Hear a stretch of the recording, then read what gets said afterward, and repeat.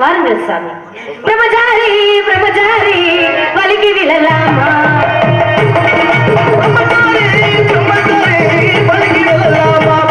இந்த பொம்பளைங்க கதுபட்டு வலிக்கு விழலாம். இந்த பொம்பளைங்க கதுபட்டு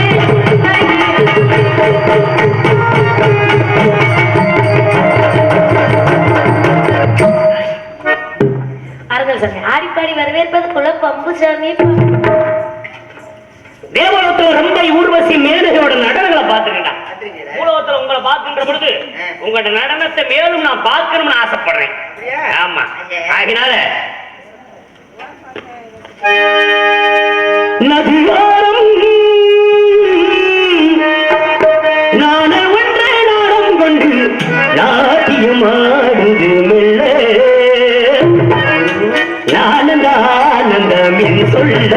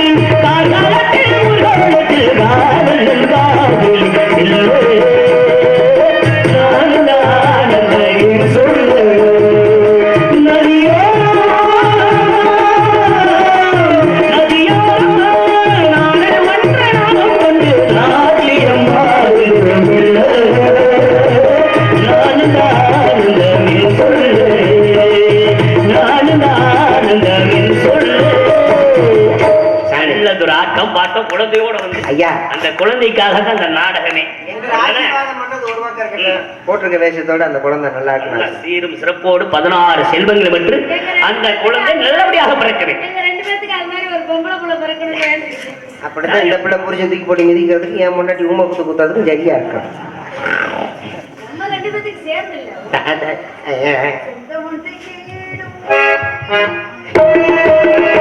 சொந்தம்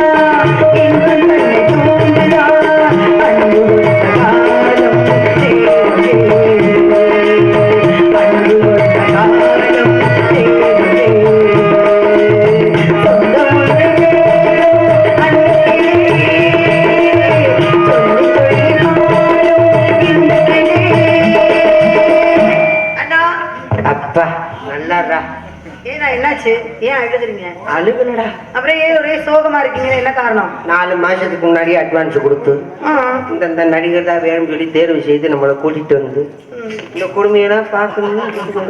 என்னடா கொடுமை? அப்படித்தான். அப்படி ஆமா, நல்லா அப்படி திறந்துக்கிட்டார காட்டு. பொம்பளை பிள்ளை நிக்குது, இப்படி திறந்துக்கிட்டு காட்டு. அல்ப பீஸா போய் பார்த்துட்டாரு. நாம் எடுத்திருக்கு நாரதர் மகாமுனிவர் வந்திருக்கின்றாரடா. அண்ணா, வாழ்க்கையில சோதனைகள் இருக்கலாம். வாழ்க்கையே சோதனை இருந்தா என்ன செய்யறது? அவர் எந்திரிச்சு சொல்ற வாழ்க்கையில கஷ்டம் இருக்கலாம். வாழ்க்கையே கஷ்டமா தான் இருக்கு. வாழ்க்கையில எதுக்காவது இப்படி எல்லாம் சந்திக்கலாம். டெய்லி சாமியை கூப்பிடுறேன். அழைத்துவாரு பெரியாரே. வாங்க சாமி.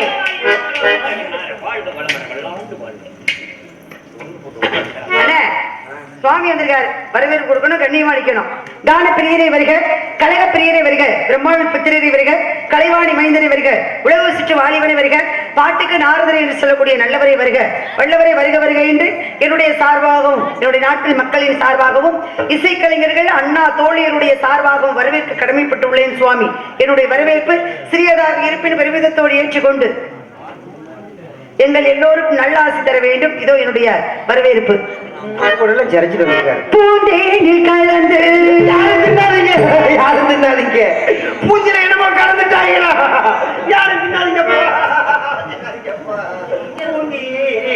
என்னமோ கலந்து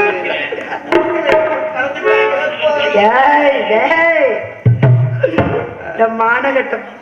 அண்ணா, என்ன பண்ணிட்டு இருக்கியா? பூஞ்சில என்னமோ கலந்துட்டாங்க.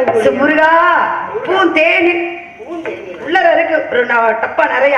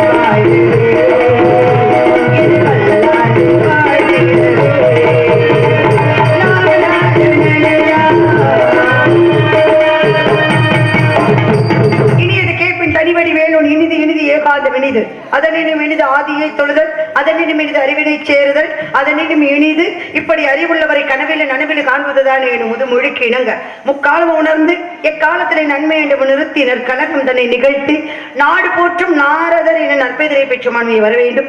எங்கள் எல்லோருக்கும் நல்லாசி தந்து வந்த காரணத்தை எடுத்து கூறுங்கள் சுவாமி. சிறப்போடு வாழ வேண்டும். நல்லாரை காண்பது நன்று, நிலைமைக்கு நல்ல சொல் கேட்பது நன்று, நல்லார் குணங்களை உரைப்பது நன்று, அவரோடு இணங்கி இருப்பது நன்று என்று சொன்னார்கள். இன்று நல்லாராக வருவதற்கு என்னை பார்த்து அன்போடும் பண்போடும் பாசத்தோடு அற்புதமான ஒரு வரவேற்பு கொடுத்த ஒரு காரணத்தால் தங்களை வாழ்த்த வேண்டும் என்ற காரணத்தினாலே எவ்விதமான முறையில் தங்கள் என்று வாழ்த்துவது என்றால்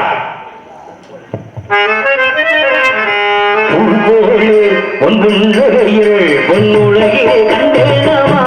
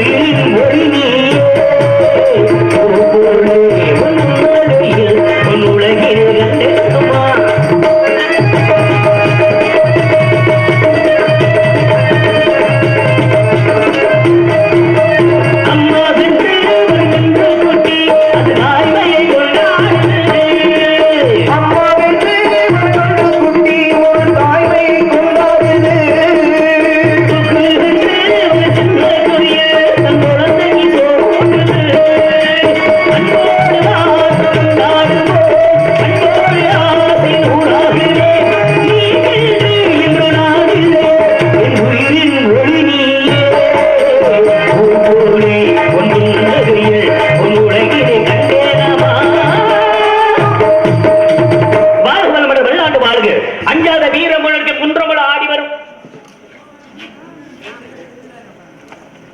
இப்பாடலை பாராட்டி அன்பளி படித்து பெருமை செய்தவர்கள் என்பதை கொண்ட அண்ணா அவருக்கு எங்களுடைய கலைக்குடும்பத்தின் சார்பாக நன்றி நன்றி நன்றி வணக்கம். உங்களை பற்றி அனைத்து விவரங்கள் எனக்கு தெரியும். நீங்க யாரு, எதற்காக வந்திருக்கீங்க, எக்காரணத்தை கைப்படத்தில் வந்திருக்கீங்க அப்படிங்கிற விவரங்கள் அனைத்தும் எனக்கு தெரிந்திருந்தால் உங்களை பற்றி விவரங்கள் உங்க நாவால் சொல்ல வேண்டும் என்று காதால் கேட்க வேண்டும் என்று ஆசைப்பட்ட ஒரு காரணத்தால் கேட்கக்கூடிய விவரங்களுக்கு இவ்விடத்தில் தகுந்தார் போல் பதிலளிப்பீரா?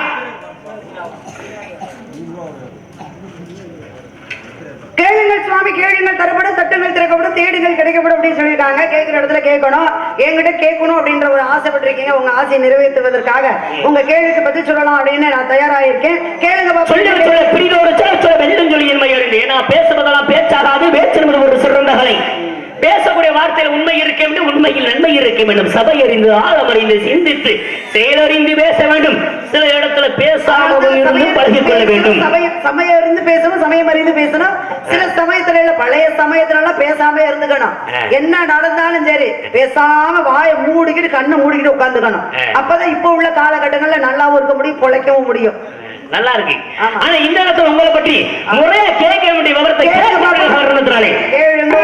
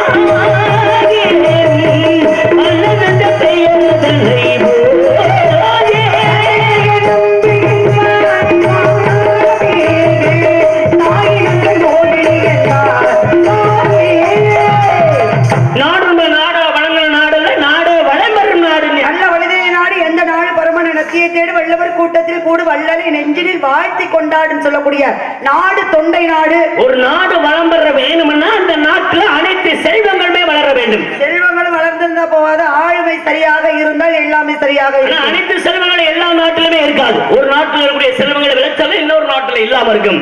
அங்க இருக்கிறது இங்க இல்லாம இருக்கும்.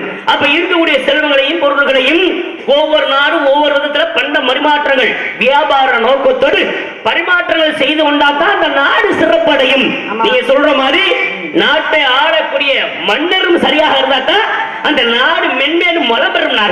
பயிர மேஞ்ச கதையா அப்புறம் பாதுகாப்பாரு நம்ம மக்களை பூரா கொடுமைப்படுத்தினா அதுல என்ன இருக்கு? அது நல்லா இருக்குமா? நல்லா இருக்காதுல்ல. வேலியாகப்பட்டது எப்படி காக்கணும் அப்படி காத்து நிக்கணும். அதே மாதிரி நாட்டினுடைய பாதுகாவலராகப்பட்டவங்க சரியாக இருக்க வேண்டும், ஆளுமை சரியா இருக்கணும், அவங்க எதுவும் வச்சுக்க கூடாது. ஆக உங்க நாடு தொண்டை நாடு. தங்களுடைய பெயர் வள்ளி. இங்க எதற்காக வந்திருக்கீங்க? காவலுக்கு வந்திருக்கேன். காவல்ல எத்தனை வகையான காவல் இருக்கு? வகையான காவல் இந்த இடத்துல என்னென்ன? திணை காவல். என்ன காவல்ல எத்தனை வகை இருக்குன்னு கேட்டேன். காவல்ல காக்குறது ஒண்ணு இருக்கு, காத்தல் ஒண்ணு இருக்கு, பாதுகாத்தல் ஒண்ணு, பாதுகாத்தல் ஒண்ணு. ஆக மொத்தம் 3. என்னை பாதுகாக்கிறேன், என்னைய காத்துக்கிறேன், திணைய காவல் பாக்குறேன். சரி, ஆக 3 விதமான காவலை நீங்க காத்துக்கிட்டு தான் இருக்கீங்க. காவல் அப்புறம் ஒரு குடும்பத்தை காக்கிறது ஒரு பெண்மணி தான். ஒரு நாட்டோட எதிர்த்து காட்பது ஒரு காவல் தான். இது காவல் எல்லாமே காவல்ல தான் குறிக்கும். காத்தல் அப்படின்னா ஒரு ஒரு வருகைக்காக காத்து கொண்டே இருப்பது. எப்ப வருவாங்க நாடகர்கள், எப்ப வருவாங்க பாத்தீங்களோ அது காத்தல். பாதுகாத்தல் ஒரு பொருளை பக்குவமா இப்ப நீங்க பாத்துக்கிட்டு ஆமா இந்த ஒரு சேதாரமா ஆகிடக்கூடாது என்பதை பாதுகாத்துக்கிட்டு பாதுகாத்தல். இப்ப இந்த மாதிரி பாதுகாப்பாக நம்ம காவல் காத்துக்கிட்டு இருக்கீங்க. இந்த மாதிரி காவலுக்கு உங்க குடும்பத்துல நீங்க மட்டும்தான் வந்திருக்கீங்களா, வேற யாரும் இதுக்கு முன்னாடி வந்திருக்காங்க? நாங்க ஒரு 5 6 ஒரு 8 7 பேர் வந்திருக்கிறோம். எப்படி 7 8 பேர் வந்திருக்கான். 7 8 பேர் வந்திருக்கீங்களா? இல்ல. திரைக்காவதற்காக நான் வந்திருக்கேன். சரி. எனக்கு துணையாக அண்ணன் தோழி வந்திருக்காங்க, அப்பா இருக்காங்க, மேற்கொண்டு 6 அண்ணன்கள் எல்லாம் அந்த பக்கம் இந்த பக்கம்ல காவல் பார்த்துட்டு இருக்காங்க. காவல் காக்குறது சரிதான். ஆமா. காவல் என்ற காக்குற இந்த விதத்துல இந்த காவல் என்பது தொன்று தொட்டு வரக்கூடிய பழக்க வழக்கமா இல்ல உங்க குல வழக்கமா? இல்லங்க, குல வழக்கமும் இல்ல, தொண்டு தொட்டு வந்த பழக்கமும் கிடையாது. அப்புறம் எங்க அப்பாளுடைய வேண்டுதல், எங்க அப்பாளுடைய வேண்டுதலுக்காக நான் காவலுக்கு வந்திருக்கேன். அதாவது நேர்த்தி கடன் சொல்லுவாங்க இல்லையா, சொல்லுங்க. நேர்த்தி கடனுக்காக நான் வந்திருக்கேன். தாயே சிறந்த கோவிலும் இல்லை, மந்திரம் இல்லை என்ற சொல்லுக்கு இணங்க உங்க அப்பா சொல்ல கேட்டு நீங்க காவலுக்கு வந்திருக்கீங்க. எங்க அப்பா பேச்ச கேட்டு நான் காவலுக்கு. எங்க அப்பா சொல்ல கேட்காதனால நான் இப்படி கலவு பண்ணி இருக்கிறேன். நான் நல்ல பிள்ளைப்பா. நான் நல்லவர்களுக்கு நல்லபடியா தெரியும். நீங்க ஆமா, புரியுது. நல்லவர்களுக்கு உபயோகம் இருக்கும், கெட்டவர்களுக்கு தீங்காக அமையும். உலகமா இருக்கட்டும் மேலோகமா இருக்கட்டும், ஏதாவது ஒரு சின்ன சர்ச்சை சின்ன கலகம் வந்துட்டாண்டா நாரதரன் ஜண்டாலே அப்படின்னு தான் சொல்றாங்களே தவிர வந்துட்டாங்கயா யாராவது அப்படின்னு யார் பேரையாவது சொல்லிருக்காங்களா? நாரதன் கழகம் நன்மையில முடியுமுங்க. இங்க பாருங்க, உபயோகமா இருக்கு. நாரதர் கழகம் நன்மையில முடியுன்றீங்க. மொதல் அடிச்சுக்கிட்டு மண்டையை உடைச்சுக்கிட்டு கைகால உடைச்சுக்கிட்டு அதுக்கப்புறம் நன்மையில முடிஞ்சது என்ன பிரயோஜனம்? இல்ல நான் கேக்குறேன், சண்டைன்னு வந்துச்சுன்னா ஏதாவது ரத்த காயம் இல்லாம இருக்கா? ஆபத்து வருது, சண்டை வந்துருச்சு, அப்புறம் அடிச்சுக்கிட்டு நீ உருடு நான் உருடு அப்படின்னு சொல்லி எல்லாம் சேர்ந்து அடிச்சு பிடிச்சுக்கிட்டு கடைசியில வழக்கு மன்றத்துல போய் நிக்கிறாங்க. அதுக்கப்புறம் தீர்ப்பு நல்லதா வந்து என்னங்க பிரயோஜனம்? நியாயம் பிறக்க வேண்டும். அநியாயம் தான் சில பேர் பண்ணிக்கிட்டு இருக்கேன். அந்த அநியாயம் பண்ற இடத்துல நியாயம் பிறக்கணும்னா இங்க கழகத்தை ஏற்படுத்தினா கழகம் நடந்தது. அப்பதான் நல்லது கெட்டது தெரியும். நியாயத்துக்கெல்லாம் வேலை இல்ல சாமி. ஏன் அப்படி சொல்றீங்க? கால கலிகாலம், கலியுகம். கலியுகம்னாலே கலிபுருஷன் ஆளக்கூடிய அந்த பூமி. பெரும்பாலும் நீங்க சொல்ற மாதிரி இங்கே போகக்கூடிய காலகட்டத்தில் அநியாயம் தான் அதிகமா நடந்து கொண்டிருக்கின்றது. நியாயம் என்பது குறைந்து கொண்டே வந்து கொண்டிருக்கின்றது. அழிவு நோக்கி சென்று கொண்டிருக்கின்ற இந்த உலகத்தோட வாழ்வு. புரியுங்களா? ஆனா இந்த இடத்துல நான் உங்களை பார்க்க வந்திருக்கேன்னா உங்களுக்கு பெருமை தேடி கொடுக்கணும், நன்மை ஏற்படுத்தப்படும். ஏன்னா நான் வந்து பல பெண்களை பார்த்து பல விதமான பெருமை தேடி கொடுத்திருக்கேன். அந்த மாதிரி உங்களுக்கு ஒரு பெருமை தேடி கொடுக்கணும் தான் நான் வந்திருக்கேன். ஏன் தெரியுமா? கால சரியில்லை சுவாமி, எல்லாமே தலையில் தான் நடக்குது, அநியாயம் அக்கிரமத்துக்கு தான் முதலிடம் அப்படின்னு சொல்றேன். திரேதாயுகம், திரேதாயுகம், துவாபர யுகம், கலியுகம். நாங்க 4 யுகத்துல ஒவ்வொரு யுகத்திலும் ஒவ்வொரு சண்டை வந்திருக்கு. தேவர்களுக்கு அசுரர்களுக்கு வந்திருக்கு, ராவனுக்கு ராவணேஸ்வரனுக்கு வந்திருக்கு, கௌரவர்களுக்கு பாண்டவர்களுக்கு வந்திருக்கு, சூரனுக்கும் சுப்பிரமணியனுக்கும் சண்டை வந்திருக்கு. ஆனா அங்கெல்லாம் எந்த பிரச்சனையுமே இல்ல சாமி. நம்மள பூமி தாங்குறா பாத்தீங்களா இந்த பூமா தேவி, அவளை பொம்பளை என்ன சொல்லுவான், பெண்ணு தானே நம்மளை தாங்கிட்டு இருக்கவ. அவளுக்கு 4 கால் இருக்குமா. 4 கால்னா இப்ப இந்த கிராமத்துல கட்டில் போட்டிருப்பாங்க பாத்தீங்களா, அது மாதிரி 4 கால் இருக்கும் அவளுக்கு. அப்ப 4 காலம் இந்த 4 யுகத்தை சேரும். பேராயுகம், பேராயுகம், துவாபர யுகம், கலியுகம். முதல் யுகம் முடியும் பொழுது 1 கால் ஒடிஞ்சிரும், 3 காலோட இருப்பா தர்ம தேவதை. 2வது யுகம் முடிந்த உடனே 2வது கால் ஒடிஞ்சிரும், 2 காலோட இருப்பா. இப்ப 3வது யுகம் துவாபர யுகம் முடிஞ்சிச்சு, 1 கால் ஒடிஞ்சு இப்ப ஒத்த காலோட நின்றுகிட்டு இருக்கா. பாருங்களேன், 1 காலை மட்டும் ஊனிக்கொண்டிருக்கும் இந்த தர்ம தேவதைக்கு கொஞ்சமாவது தர்மத்திலையும் நியாயத்திலையும் நேர்மையிலையும் கொஞ்சமாவது இருந்தாதான் அந்த தர்ம தேவதை இந்த உலகத்தை காப்பாத்துவாளாம். இல்லைன்னு வச்சுக்கோங்களேன், தன்னைத்தானே இந்த காலை ஓடிச்சுக்கிட்டு பூமியை பூரா உள்ளர போட்டு அடிச்சிருவாளாம். அப்பேற்பட்ட உலகம் இந்த உலகம். என்ன காரணம்? ஒவ்வொரு யுகத்திலையும் ஒவ்வொரு சண்டை வந்துச்சு. ஆனால் பெற்றவங்க பேச்சை கேட்டாங்க. 14 வருடம் வனவாசம் போகணும் அப்படின்னு சொல்லி கைகை சிற்றன்னை தான், கைகைக்கு பெத்த அம்மா கூட கிடையாது, சின்னம்மா. ஆனா சின்னம்மா வரங்கேட்டாங்க அப்படின்றதுக்காக அப்பா வரம் கொடுத்துட்டாரு, சிற்றனை வரங்கேட்டார், தந்தை கட்டளை இட்டார், அதற்காக நான் காட்டுக்கு செல்கிறேன் அப்படின்னு சொல்லி பெக்காத தாய் வரம் கேட்டதுக்காக, பெத்த தகப்பன் சொன்னதுக்காக வனவாசம் போனார் ராமச்சந்திரமூர்த்தி 14 வருடம். இப்ப எந்த பிள்ளையாவது போ சொல்லு. நாம ஒண்ணுமோ அது சரி. நீ எல்லாம் எதுக்குத்தான் உயிரோட இருக்க? இல்ல என்னை எதுக்குத்தான் பெத்த? நான் கேக்குறேன், என்னைய பத்துப்பட்டு நீ வீட்டுக்குள்ள இருக்கணும், நான் காட்டுக்கு போகணுமா அப்படின்னு தாயும் தகப்பன் பேச்சை கேட்காத பிள்ளைகள் இந்த பிள்ளைகள். பாருங்களேன், துவாபர யுகத்துல அண்ணனுடைய பேச்சை எல்லாருமே கேட்டார்கள்.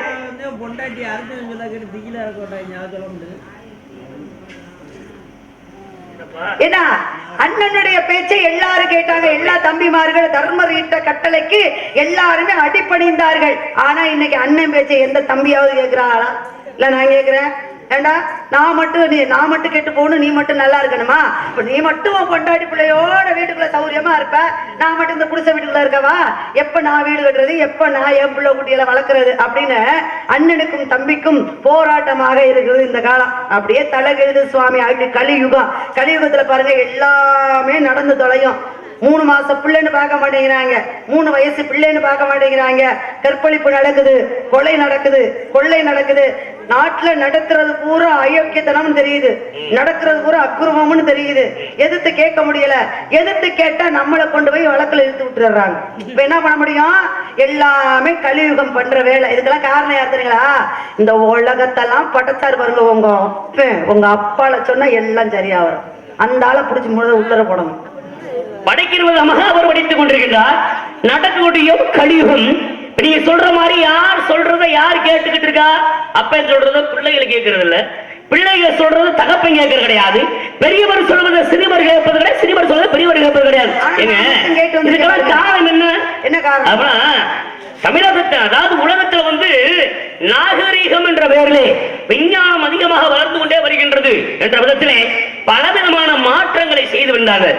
இயற்கையை மாற்றி செயற்கையாக பல வேலைகளை செய்து வருவதனால் அவ்வளவு மாற்றத்துக்கு மாறுபட்டு வந்து கொண்டிருக்கின்றது.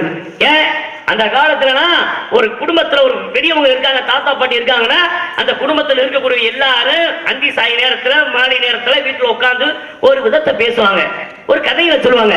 எல்லாரும் அப்படி கேட்டுக்கிட்டு இருந்தோம். இன்னைக்கு அப்படி யாராவது கேட்குதுங்களா? கேட்கறதுக்கான வழி கிடையாது. ஏன்னா எல்லோருடைய கையிலையும் காலத்துல கைத்தொலைபேசி பூரா அந்த கைத்தொலைபேசியிலதான் அன்னைக்கு எங்க உட்காந்து வீட்டுல மூலையில உட்காந்து அதை நோண்டிக்கிட்டு அப்படி இருக்கின்ற பொழுது யார் சொல்றது யாருங்க கேட்க போறாங்க? சுவாமி இன்னொரு விஷயங்க, நீங்க சொன்னீங்க சின்ன சிறு குழந்தைகளை முதற்கொண்டு நீங்க கற்பழிக்கிறாங்கன்னா காரணம் என்ன? கைத்தொலைபேசியில நிறைய விஷயங்கள் நல்ல விஷயங்கள் இருக்கின்றது, அதுல கெட்ட விஷயங்களும் இருக்கின்றது. அதெல்லாம் வயசு வரம்பு இல்லாம சிறு சிறு அம்பிட்டு அதை பார்த்துதான் பலவிதமான குழந்தைகளை பார்க்கின்ற பொழுது அந்த எண்ணத்தோடு பல ரீதிகளை செய்ய ஆரம்பிச்சிடுறாங்க. இதனால இனிமே போற காலத்துல மாற்ற முடியாது, ஒழிச்சாட்ட முடியும். இனிமே நிறுத்த முடியுமா? ஏங்க தன்னைத்தானே திருடனாய் பார்த்து திருந்தாவிட்டால் திருட்டை ஒழிக்க முடியாது. நாங்க நம்ம உடம்பு சரியில்லை அப்படின்னா நம்ம உடம்புக்கு நம்ம தானே வைத்தியம் பார்த்துக்கிறோம், நம்ம தானே மருத்துவரை அணுகிறோம், நம்ம தானே நல்ல உணவுகளை சாப்பிடுறோம், நம்ம தானே நல்ல ஆடை ஆவரணங்களா நாகரிகமாக ஆடை அணிகிறோம். அப்ப தன்னைத்தானே திருத்தி கொண்டால் ஒவ்வொருத்தரும் திருந்துவாங்க. இந்த பசுவோடு சேர்ந்து கன்று சேர்ந்தால் என்ன பண்ணும்? பசு பன்றி இருக்கு பாத்தீங்களா, ஒரு கூட்டமா பன்றி இருக்கு, ஒரு 50-60 பன்றின்னு வச்சுக்கோங்களேன்.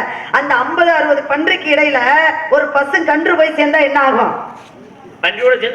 எல்லாரும் ஒரே இனமா இருக்காங்க, அது என்னமோ சாப்பிடுது, அப்ப புள்ள சாப்பிடக்கூடாது போல இருக்கு, சாப்பிடணும் போல அப்படின்னு அத பன்றியோடு சேர்ந்தா பசு கன்றும் அதை தின்னுமா. அது மாதிரி ஊர்ல எல்லாரும் கோவணம் கட்டிக்கிட்டு இருக்கும் போது, எப்ப கோவணம் கட்டுறது நாகரிகம் இல்லப்பா, வேட்டி கட்டுங்கடா அப்படின்னு ஒருத்தன் வேட்டி கட்டினா எல்லாரும் சேர்ந்து என்ன தெரியுமா சொல்லுவேன்? எனக்கு பைத்தியமாடா, எல்லாரும் கோவணத்தோட தானே தெரியுறான், இவன் மட்டும் வேட்டி கட்டிருக்கேன், இவன் பைத்தியம் பிடிச்சிருச்சு, உடச்சு போடுவேன் நினைக்கிறான். பைத்தியம் பிடிச்சிருக்குங்கிற இல்லங்க கதையில சொல்றேன், கதையில சொல்லுவோம். அப்புறம் ஏன் இங்க கை நடி சொல்றீங்க? இல்லங்க இயல் இசை நாடகம் நல்லா நடிக்கிறீங்க. இயல் என்பது இசை, பாட்டு, நாடகம், நடிப்பு. கொஞ்சமாவது நடிக்க விடுங்க. அப்ப எல்லாரும் கோவணம் கட்டிருக்கா, இவன் மட்டும் வேட்டி கட்டிருக்கா, அவரோட வேட்டியா அப்படின்னு அங்க சொல்லுவாங்க இல்லையா? அது மாதிரிதான் சுவாமி காலங்கள்லாம். என்ன காரணத்துக்காக நான் சொல்றது தெரியுமா? மேலோகத்துல பூலோகத்துக்கு வந்திருக்கீங்க நாரதர் மகரிஷி, உங்களுக்கு நடந்தது தெரியும், நடக்கிறது தெரியும், நடக்க இருக்கிற முக்காலம் உணரக்கூடியவர் நீங்க. ஆனா என்னை கேளுங்க, நடந்தது சொல்லுவேன், நடக்கிறத சொல்லுவேன். இனிமே என்ன நடக்க போகுது அப்படின்னா சத்தியமா எனக்கு தெரியாது. என்ன நடக்க போகுது, என்ன காரணம் தெரியுங்களா? மனிதன் ஜனனம் மரணம் அப்படின்ற ஒரு விஷயம் இருக்கு. ஜனனம்னா என்ன, மரணம்னா என்ன? ஜனனம் பிறப்பு, சரி, மரணம்னா இறப்பு. பாருங்களேன், ஜனனம் மரணம். ஒரு முட்டை இருக்கு பாத்தீங்களா, ஒரு கோழி முட்டை. அந்த கோழி முட்டைய நம்ம உடைச்சிட்டோம் அப்படின்னா அதுக்கு பேர் மரணம். அந்த கோழி முட்டைய அதுவா உடைச்சுக்கிட்டு வந்துச்சுன்னா அதுக்கு பேரு ஜனனம். பாருங்களேன், ஒரு கோழி முட்டை தான். நம்மளா அயோக்கியத்தனம் பண்ணி கெட்ட வழிகள்ல போய் கெட்ட பழக்க வழக்கங்களை இட்டு கெட்ட வழியிலேயே போனோம்னா இது அழிவை குறிக்கு சாவுதான். ஆனா எல்லாம் சரியாக இருந்து பதமாக இருந்து பத்திரமாக இருந்து அந்த முட்டைக்குள்ள இருந்து அது வந்துச்சுன்னா இது பிறவி ஜனனம்னு அர்த்தம். சரிங்களா? நல்லது சொன்னா யாரும் ஏத்துக்கிறது கிடையாது. பிறப்பு என்பது தெரியும், இறப்பு என்பது எல்லோருக்கும் தெரியும். எனக்கு மட்டும், ஆனா எப்போ இறப்புங்கிற விஷயம் மட்டும் யாருக்கும் தெரியாது. ஆனா எனக்கு மட்டும் அப்படிப்பட்ட ஒரு விஷயம் தெரிஞ்சு வச்சுக்கிறேன். அடுத்த மாசம் 2ஆம் தேதி கிழமை இந்த நேரத்துல உனக்கு இறப்புறான்னு தெரிஞ்சா எவனாவது சுருட இருப்பனா? அதை நினைச்சு அதுக்கு முன்னாடியே செத்து போயிருவேன். நீங்க வேற, நானும் அப்படி இருக்க மாட்டேன். எப்படா எதிர்பார்த்து காத்திருப்பீங்களோ? இல்லங்க, இப்ப அடுத்த வாரம் என்னுடைய இறப்பு அப்படின்னு கடவுள் எனக்கு தெரிஞ்சு வச்சுட்டாருன்னு வச்சுக்கவே, நான் அதை நினைச்சு வருத்தப்பட மாட்டேன். காலவலி எனக்கு எவன் எதிரி இருக்கான் அவனை பூரா புடு எல்லாத்தையும் புடுறா நல்லா என்ன ஒரு வீட்டுக்குள்ள வச்சு அம்புட்டு வயலை எரிச்சு விடுது. அதுக்கப்புறம் நான் என் மரணத்தை ரொம்ப நல்ல எண்ணமா பாக்குறவங்களுக்கு தெரியுது. அப்படியெல்லாம் கிடையாது சுவாமி. என்னை போல நிறைய பேர் இருக்காங்க. ஐயா நான் அடுத்த வாரம் சாவேன், ஆனா எனக்கு எம்புட்டு பேர் கெடுதல் பண்ணவங்க இருக்காங்க, அவங்க எல்லாம் விட்டுட்டு சாவலாமா அப்படின்னு எல்லாருடைய மனமும் மாறக்கூடிய தருணம். நாடே சுடுகாட மாறிடும். அப்படிதான் இருக்குது. அதனாலதான் திரை மறைவில் வைத்தால் இறைவனாகப்பட்டவனை இறப்பது மட்டும் உனக்கு தெரியாமல் இருக்கும் அப்படின்னு. சரிங்க, இவ்வளவு விவரமா பேசுறீங்க. நீங்க வந்திருப்பது எதற்காக? காவலுக்கு வந்திருக்கேன். காவல்? ஆமா. என்ன காவல்? திரை காவல். யாருக்காக? முருகனுக்காக. முருகப்பெருமானுக்கு நீங்க திணை காத்துக்கிட்டு இருக்கீங்க. ஆமா. முருகப்பெருமான் எப்படி தோற்றுவிக்கப்பட்டார்? முருகப்பெருமான் சிவபெருமானுடைய இருந்து தீப்பொறியாக தோற்றுவிக்கப்பட்டார். தீப்பொறியாக தோற்றுவிக்கப்பட்டார். ஆமா. தீப்பொறியா தோன்றின உடனே அப்படியே முருகன் வந்துட்டாரா? கிடையாதுங்க. முதல்ல தீப்பொறியாக தோற்றுவிக்க அதை அக்னி பகவான் கையிலே வாங்க, அக்னியே எவ்வளவு பெரிய சூடு. அக்னியே நெருப்பு. அந்த நெருப்பாலேயே இந்த நெருப்பை தாங்க முடியலையா? அந்த நெருப்பு அக்னி 5 பேருடைய சூட தாங்க முடியலையா? முதல்ல கண்ணைகனுடைய வெப்பத்தை தாங்க முடியல. இவரு அக்னிதான், ஆனா அந்த அம்மாவுடைய கருப்பின் வெப்பத்தை இவரால் தாங்க முடியல. அதற்கு பிறகு சீதையினுடைய வெப்பத்தை தாங்க முடியல. அந்த இவரு நெருப்பு தான், ஆனா அந்தமானுடைய கருப்பு தீயை இவராலே காக்க முடியல. இப்ப முருகப்பெருமானுடைய தீயை இவராலே பார்க்க முடியல. அக்னி பகவான் என்ன பண்றாரு? கொண்டுகிட்டே போறாரு, முடியல. சூடு தாங்க முடியாம என்ன பண்ணாரு? வாயு பகவான். என்ன காரணம்? வாயுனா காற்றடிக்கு வேகமா போகும் இல்லையா? அப்ப வாயு பகவான் கிட்ட கொடுக்க வாயுவாலேயே முடியல அப்படின்னு சொல்லி கொண்டு போய் கங்கையில விட்டுட்டான். கங்கை தாய் இல்லையா? கங்கை நீர், கங்கையே நீர் தானமா? அப்பேற்பட்ட கங்கையும் இந்த தீப்பொறியினுடைய சூட்டை தாங்க முடியாம நேரா ஓரமா கொண்டு போய் சரவண பொய்கையிலே சேர்க்க. சரவண பொய்களை சேர்த்தவுடன் 6 முகங்களாக 6 உருவமாக முருகப்பெருமான் தோற்றுவிச்சார். இதுதான் முருகப்பெருமான் தோற்றியதற்கு காரணம். 6 முகமாக முருகப்பெருமான் தோற்றுவிக்கப்பட்டார். எப்படி தோற்றுவிக்கப்பட்டார்? எப்படின்னா 6 சரவண பொய்கையில 6 தாமரை மலர், 6 தாமரை மலர்கள் மலராவே 6 தீப்பொறிகள் போய் விழ, 6 தீப்பொறிகள் விழுந்த 6 தாமரை மலர்களும் 6 குழந்தைகளாக தோற்றுவிக்க. சரி, அந்த 6 தாமரை மலர்கள் என்ன? பொம்பளை பிள்ளைங்க. எந்த பொம்பளை பிள்ளை? பெண்கள்ங்க. யாருங்க அவங்க? அவங்க கார்த்திகை பெண்கள்னு சொல்லுவாங்க. கார்த்திகை பெண்கள். ஆமா. இந்த முருகப்பெருமானை வளர்த்தது 6 கார்த்திகை பெண்கள். இந்த 6 கார்த்திகை பெண்கள் யாருமா? அது 6 கார்த்திகை பெண்கள். 6 கார்த்திகை பெண்கள். கார்த்திகை பெண்கள். ஆமா. அவங்க எதுக்கு அந்த சரவண போகில 6 தாமரை மலரா இருக்கணும்? அவங்க எதுக்கு முருகப்பெருமானை வளர்க்கணும்? என்ன காரணம் அப்படின்னா, புருஷனுக்கு பொண்டாட்டிக்கு சண்டை. யார்? எந்த புருஷ பொண்டாட்டிக்கு? அங்க மேலவத்துல. உங்களுக்கு தான் இங்க அதுக்கு சம்பந்தமே இல்லையா? அப்ப புருஷனுக்கு உலகால உமையவனுக்கு உலகை கட்டி காக்கும் உமையவனுடைய கணவனுக்கு சண்டை. ஒரு ஈர்ப்பு இதெல்லாம் வரைக்கும் சொல்லிக்கிட்டு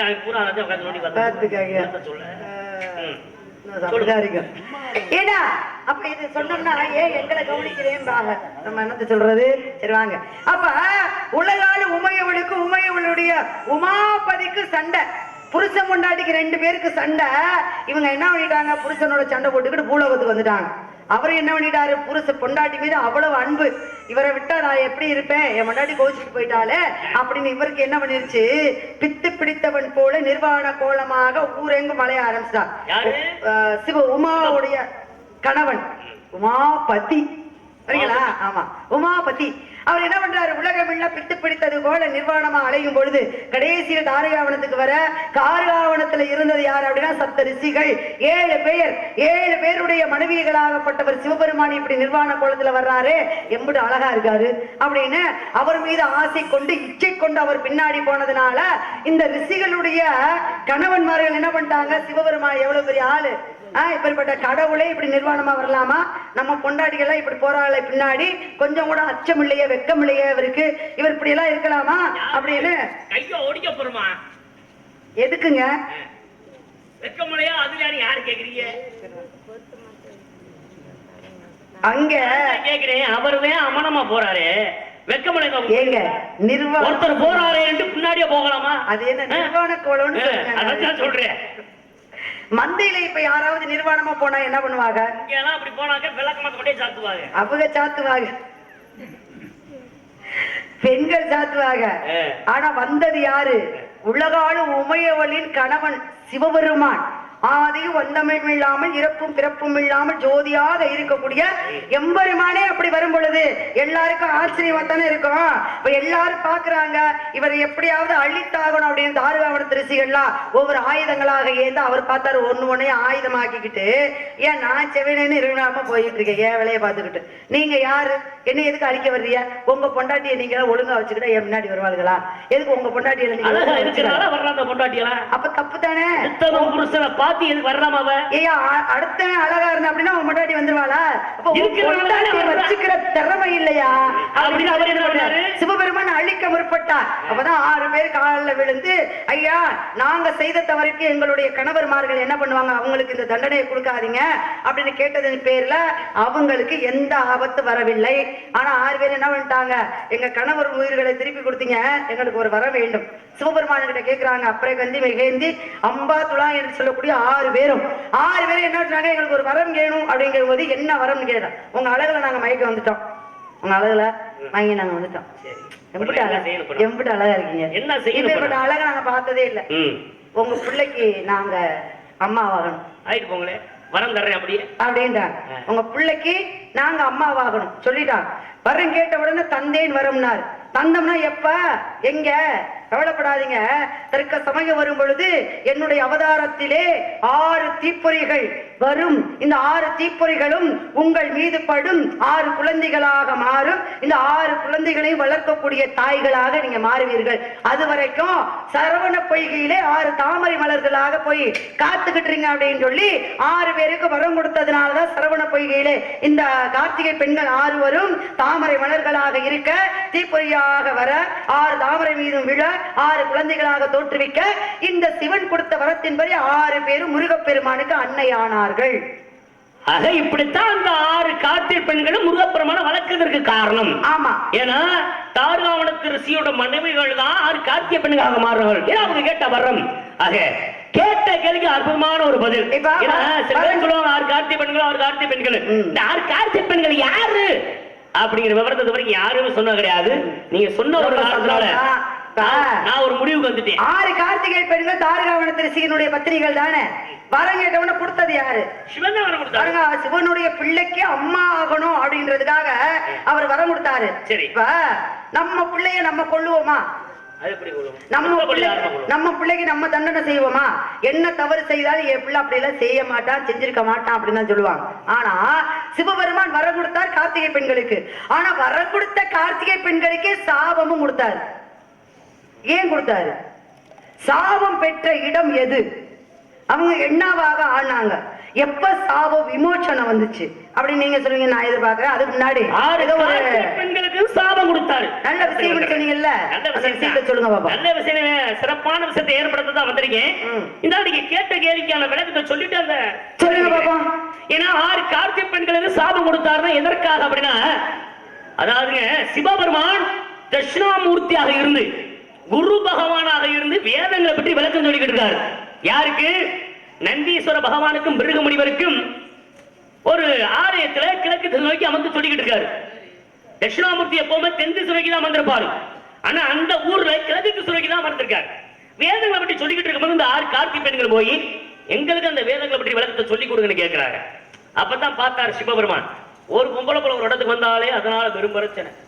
6 பேர் வந்தீங்கன்னா இது என்னத்துக்கு ஆங்க, உங்களுக்கு எல்லாம் எதுவும் சொல்லித்தர முடியாது, நீங்க போயிட்டு வாங்க அனுப்பி விட்டுறாரு. இவங்க 6 பேர் மறுபடியும் யார போய் பாக்குறாங்க? ஆதிபராசக்தி தேன்மொழிய போய் பாக்குறாங்க. அப்ப தேன்மொழி கிட்ட போய் இந்த மாதிரி உங்க வீட்டுக்காட்ட போய் நாங்க கேட்டோம், வேதங்க அப்படி விளக்கத்தை சொல்லுங்கன்ட்டு. அவங்க சொல்லித்தர மாட்டேன்ட்டாங்க. நீங்க தான் எங்களுக்கு சொல்லித்தர சொல்லணும்னு சொன்ன உடனே அந்த அம்மா என்ன பண்றாங்க, நீங்க 6 பேர் யாரு? என் புள்ள முருகப்பெருமான வளர்த்தவங்க, நீங்க உங்களுக்கு சொல்லித்தர மாட்டேன்ட்டாரா? வாங்கடி போவான் அப்படின்னு இந்த அம்மா கூட்டிக்கிட்டு போறாங்க.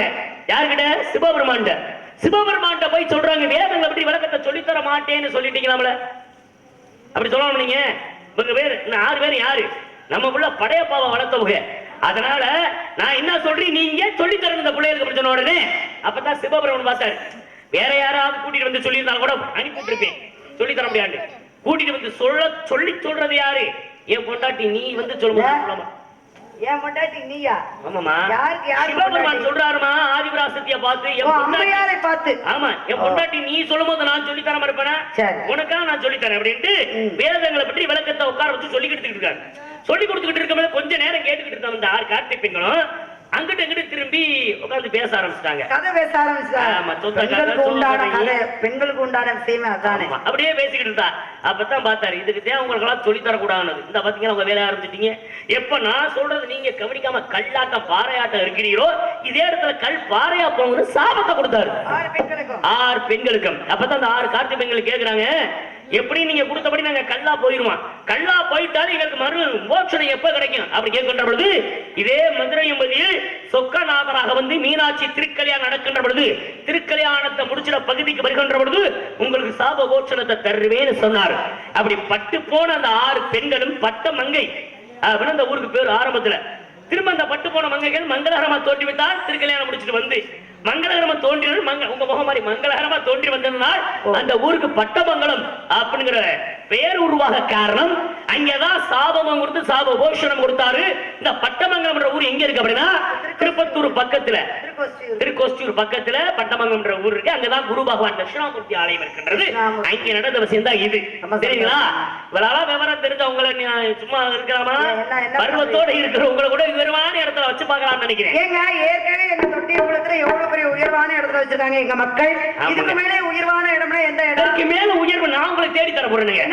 பருவத்தோட இருக்கிற உங்களுக்கு ஒரு மாப்பிள்ளை, புருஷன், மணவாளன், கணவன் நான் பார்த்து வந்திருக்கேன். கட்ட போறீங்க கட்டி உண்ணா வைக்க போறேன்.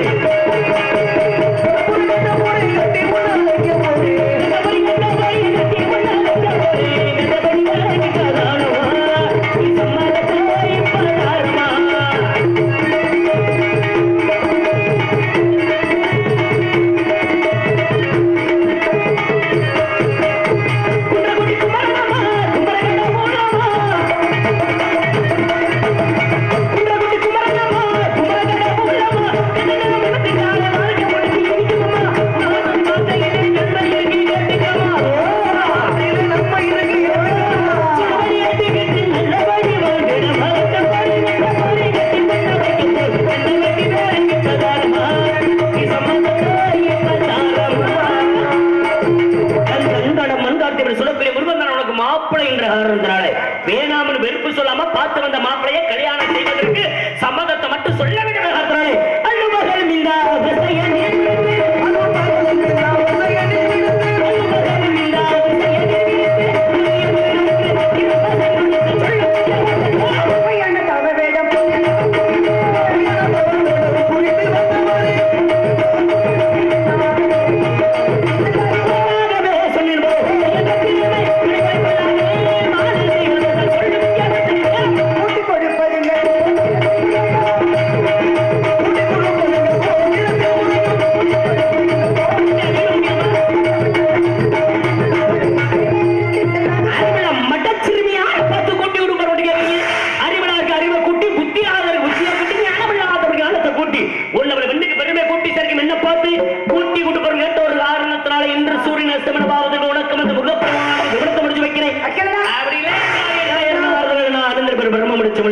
இது சத்தியம் சத்தியம் சத்தியம்.